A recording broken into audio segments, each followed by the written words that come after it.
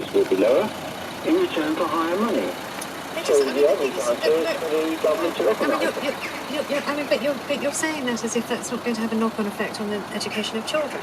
The thing is, if teachers are leaving because they can't in the here and now pay their bills, because then their pay packet's not matching inflation, so they just can't, they're having to choose between what bills to pay. And if they choose then to leave it, I mean, you're saying very blithely that they're leaving because then they'll get a higher paid job and then they'll be able to pay those things. What happens to the children in the schools, Ray?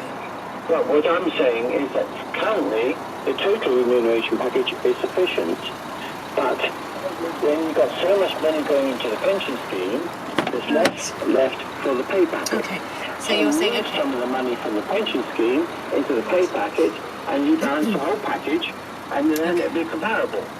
All right, Ray, thank you very much. If anyone's got their thoughts on that, you know where we are, 03700 100 444. We're going to move on to the Northern Ireland Protocol and devolution in just a moment, because I was just teasing you. I went to Mary and then I withdrew from Mary, and that was rude. I'm going to come back to you, Mary, in just a second. But first of all, just a few more texts and tweets on this. Performance-related pay was introduced in 2014. Teachers may be subject to performance management and dismissal. But there aren't enough teachers for this to be.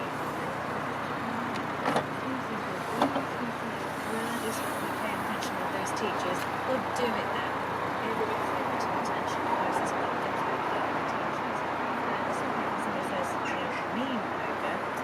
If public sector paying pensions are so good, why aren't people flocking from the private sector and public sectors?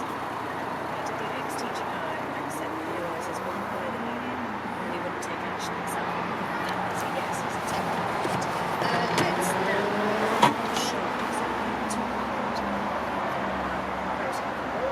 the questions are, isn't it time to accept that the Northern Ireland Protocol presents Northern Ireland with unrivaled competitive advantage compared to other UK regions? And the fact that there isn't existing government installed at the moment, what does it tell us about devolution? Meld those things together, shall we? Mary Gribbon from Belfast. I'm so sorry. The of the Any Answers experience. Hi, you're with us now. What did you want to say? Thank you very much for taking the call, no problem. I wanted to make a few points, if you will bear with me. First of all, I don't register as orange or green. I'm that floating middle voter that wanted prosperity and stability for Northern Ireland. I was in the Women's Coalition. I support the Good Friday Agreement, and I want it to continue. That's my background. My first point I want to make is this debacle over the Northern Ireland,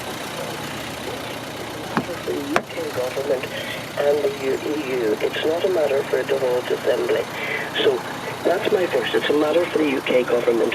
I think the whole thing has been blown out of total proportion by the DUP for party political and sectarian motives. There is no crisis because of the Northern Ireland Protocol. They have created what they're calling a constitutional crisis. Their consent was not needed for the Northern Ireland Protocol. They voted for Brexit, and that's the package.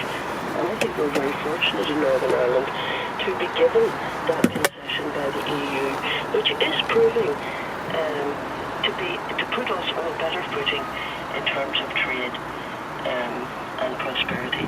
So the whole thing, I think, has been blown out of proportion.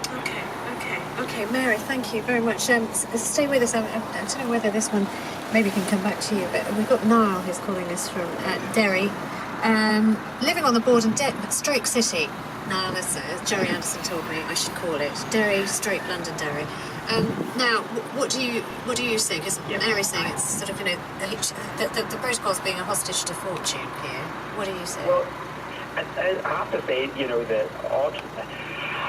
the big thing is the protocol gives Northern Ireland a competitive advantage over the rest of the UK. And in the last week, I think it was Monday, the ONF, as well as kind of different BBC economic surveys showed that Northern Ireland was outperforming the rest of the UK. And part of the reason was because of the protocol.